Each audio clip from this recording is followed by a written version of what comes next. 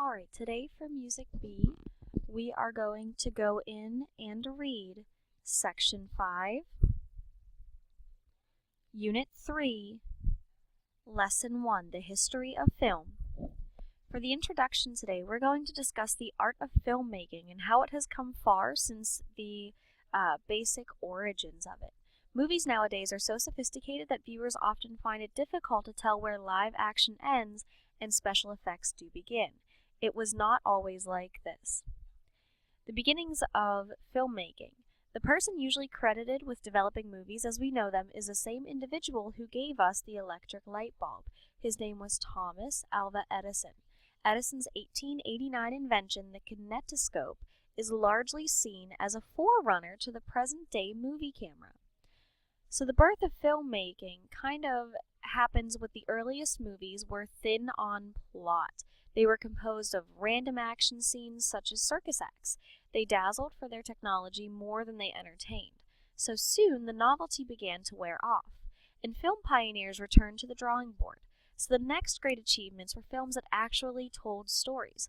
So examples include Georges Méliès's Voyage to the Moon, which was in 1902, and Edwin S. Porter's The Great Train Robbery in 1903.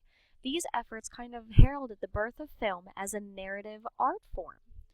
So music as culture. So the series of images that you see here of a galloping horse was photographed by Edward Muybridge in the 1870s. These motion pictures or stills of pictures were an important transition between still photography and film. So trying to kind of identify other significant events in film history, we're going to move along and see how music and silent films has affected us today. So technically, there was never such a thing as a silent film. Long before films had sound, their flickering images were accompanied by live music and sound effects. So first, the music was provided by a pianist or an organist in the theater who just improvised on the spot. These performers needed to watch the screen intently, size up the mood portrayed, and then adjust the music accordingly. The trick was to kind of marry the image with appropriate mood music. So if someone is sad, you play music that is sad. If something, is going on, like people are running around, then you play music that's fast. These performers had to have a large repertoire of sheet music at their fingertips, ready to perform different moods. To kind of facilitate that musical selection, the Edison Company introduced cue sheets in 1909. These sheets kind of outlined the action of the film, helping the musicians plan appropriate music.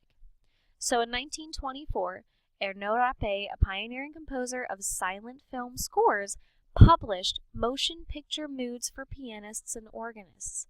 The excerpt from his book, Hurry No. 2, includes notation that kind of suggests using it for great excitement, duels, fights, etc. So while playing a selection, the performer, the pianist, could scan the side column, which contained page references to other themes and moods. So this permitted the performer to kind of switch moods on the fly.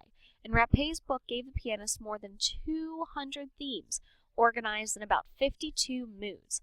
So if you go into your book, you'll see the sheet music there. Take a listen to it. It's very interesting. So what we have next is we have the 1915 classic Birth of a Nation. It broke new ground by being the first film to use a live orchestra as accompaniment. The idea caught on. So soon, symphony orchestras replaced the lone keyboardist in picture palaces. Now every sound was carefully tailored to a visual image. So as silent films kind of grew, so did the size of the orchestra.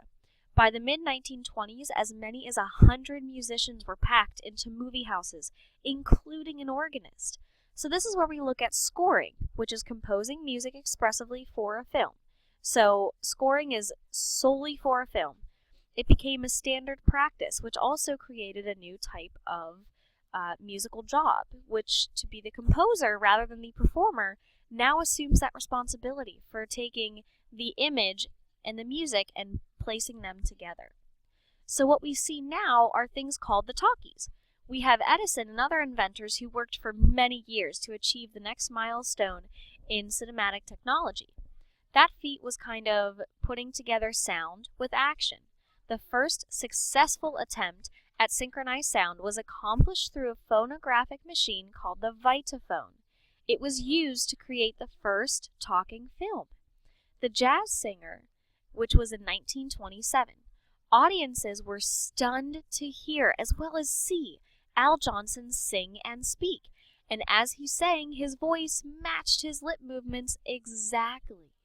Here for the first time was an image of real life captured and immortalized.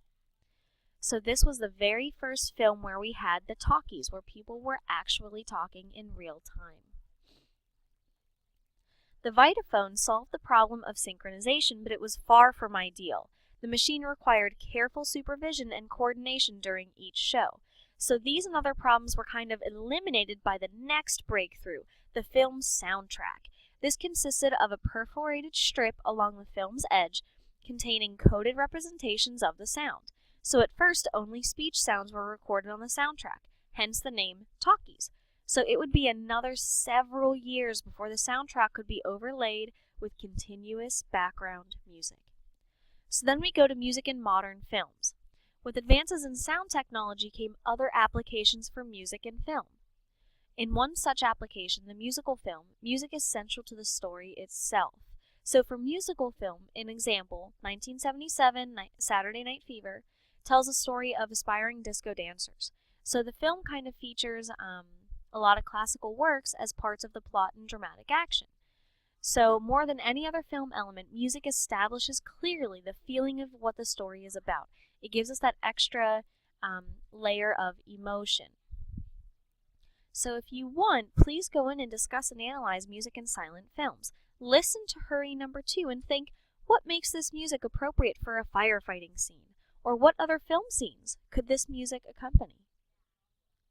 So when you're trying to identify the mood of music, you want to determine how opening music kind of sets the mood. Is it happy? Is it serious? Is it urgent, majestic, exciting? And what does the composer use? Do they use horns, an out-of-tune piano, a full orchestra, chimes? Is something being used like percussion, or is it religious music? Is it something that's very spacious or suspenseful? So looking at all of these details makes discovering what music is in movies that much more exciting. So kind of read through these 6 storylines, then try to listen to 3 musical selections that are below with the movie mood music playlist, and try to see which ones match up. And then that will be the end of your section.